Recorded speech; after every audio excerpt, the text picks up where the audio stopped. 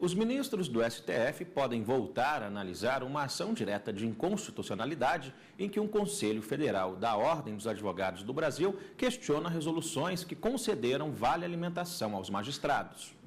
A ação direta de inconstitucionalidade começou a ser julgada no último dia 2, mas a sessão foi suspensa. Na ocasião, o relator ministro Marco Aurélio chegou a apresentar o voto, no sentido de aceitar em parte a ação e declarar a inconstitucionalidade dos dispositivos das resoluções do Conselho Nacional de Justiça e do Tribunal de Justiça de Pernambuco, que concederam o auxílio alimentação. Concluo, presidente, pela admissibilidade parcial do pedido formulado na inicial e, quanto a esse ponto, pela procedência, declarando a inconstitucionalidade formal da resolução número 133, de 21 de junho de 2001, editada pelo Conselho Nacional de Justiça, e da resolução número 311, de 1º de agosto de 2011, do Tribunal de Justiça do Estado de Pernambuco, no que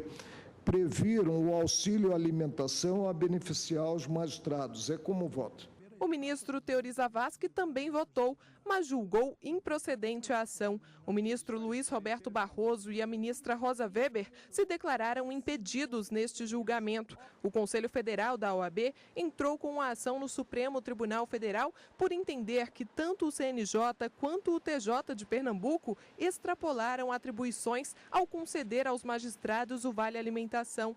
Para a ordem, apenas uma lei poderia tratar do assunto. O plenário deve definir agora se houve ofensa à competência legislativa do Supremo, se existe ou não equiparação constitucional de vantagens entre juízes e integrantes do Ministério Público e se foi violado algum princípio da Constituição que trata da legalidade e da separação de poderes. Nesta ação, há 4 associações participando como amicus curiae. A sessão plenária de hoje começa por volta de 2h30 e dia de sessão plenária a gente recebe aqui no estúdio a consultora jurídica da TV Justiça, a doutora Gisele Reis. Doutora, boa tarde, obrigado pela participação. Boa tarde. Neste caso que a gente viu aí na reportagem da Daniela, parece que a resolução do Tribunal de Justiça de Pernambuco foi baseada numa resolução do CNJ. Exatamente isso, Fred. Na verdade, 2 resoluções estão sendo contestadas, como nós vimos na reportagem. A primeira foi a resolução do CNJ, que acabou por estender direitos funcionais previstos na lei orgânica que trata do Ministério Público e que são benefícios previstos para serem aplicados aos membros, aos integrantes da carreira do Ministério Público, estendeu esses benefícios aos membros da Magistratura Nacional. E aí, qual o benefício? Entre os benefícios que estão previstos está o auxílio alimentação. O Tribunal de Justiça de Pernambuco, baseado nessa resolução, regulamentou efetivamente o pagamento do auxílio alimentação e implementou o valor de R$ 630 em 2011 como verba destinada a auxílio alimentação dos magistrados. Então, na verdade, são essas 2 resoluções. A OAB contesta a constitucionalidade dessas 2 resoluções por entender que o Conselho Nacional de Justiça não teria legitimidade para poder instituir um benefício que não está previsto na lei orgânica da Magistratura Nacional e que qualquer benefício dessa natureza só poderia ser instituído por uma lei complementar de iniciativa do Supremo Tribunal Federal.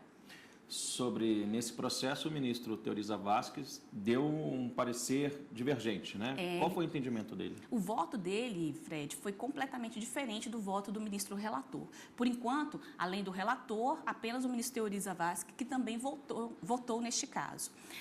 Para o ministro Teori Zavascki, não há nenhuma ofensa à Constituição. Ele votou, inclusive, pela improcedência da ação direta de inconstitucionalidade, porque ele entende que o CNJ não extrapolou suas atribuições. Para o ministro, trata-se de uma decisão administrativa e que o CNJ atuou dentro daquela função de realmente dar isonomia e independência aos membros do Poder Judiciário. Para o ministro Teori Zavascki, inclusive, há um vácuo legislativo. A Constituição Federal ela sofreu uma emenda em 1998 e, com essa emenda, inclusive, alguns dispositivos da Lei Orgânica da Magistratura Nacional teriam ficado incompatíveis com a Constituição.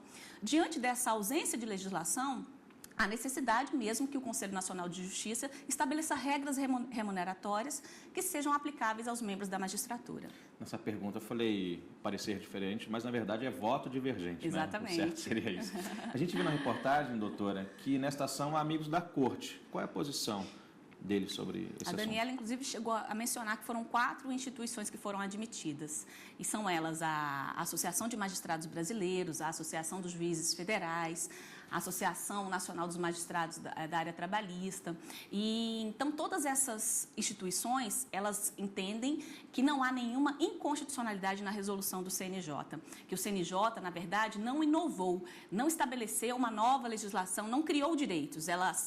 A resolução do CNJ estabeleceu, na verdade, direitos que já estão previstos em leis, de acordo com a Constituição Federal, que estabelece um tratamento, na medida do possível, que tem que ser dado um tratamento igualitário aos membros do Ministério Público, à magistratura, e, por conta disso, estendeu esses benefícios aos membros, aos juízes brasileiros. Então, para essas associações, não há nenhuma inconstitucionalidade. A resolução, na verdade, não merece ser declarada inconstitucional.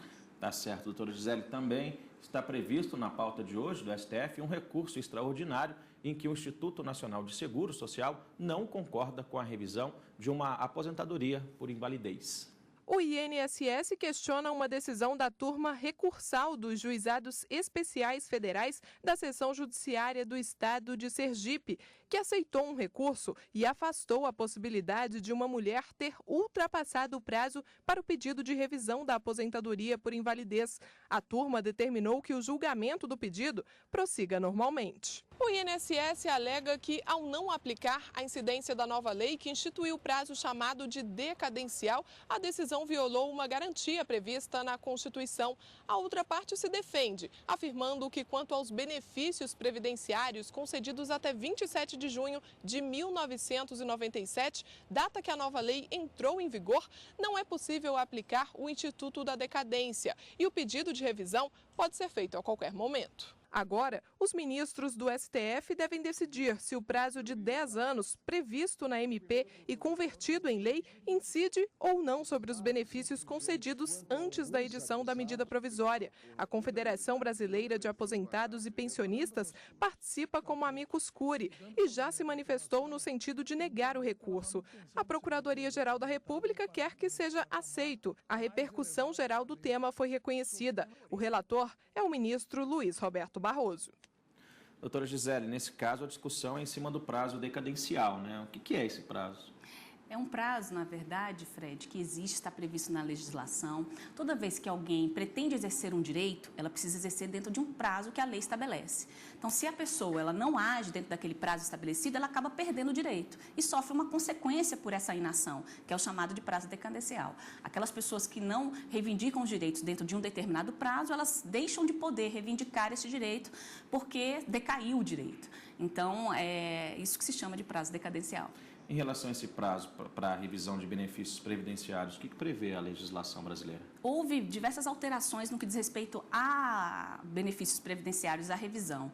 Inicialmente, antes de junho de 97, até junho de 97, não havia qualquer prazo decadencial estabelecido na legislação. Depois houve um período entre 97 e 98 em que se estabeleceu um prazo decadencial de 10 anos. Posteriormente, esse prazo foi reduzido para 5 anos e, a partir de 2003, voltou a ter um prazo decadencial de 10 anos. O que significa dizer que, atualmente, para que a pessoa entre na justiça reivindicando a revisão do benefício, ela tem um prazo de 10 anos para poder tomar essa providência. Ou seja, se um benefício ele foi concedido em dezembro de 2003, a pessoa passou a receber o benefício em janeiro de 2004, ela tem até o dia 1º de fevereiro de 2014 para poder reivindicar qualquer tipo de revisão em relação àquele benefício. Então, a própria lei estabelece um prazo. Além desse prazo, ela perde o direito de qualquer discussão. Qual seria a ofensa alegada neste caso?